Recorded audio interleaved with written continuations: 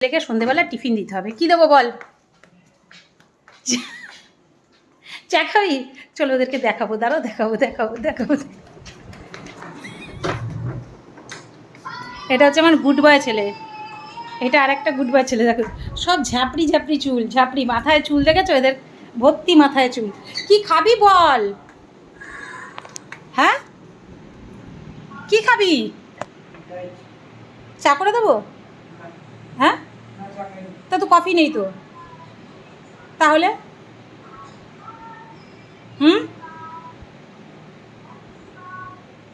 বল। যাই না আমি, তো খাওয়া গেছে। ছোটোটা খেলেও চা, কিন্তু বড়োটা চা খাবে না। ও কফির বাবু, কিন্তু কফি তো নেই ঘরে, যার জন্য কফি দিতে পারছি না করে।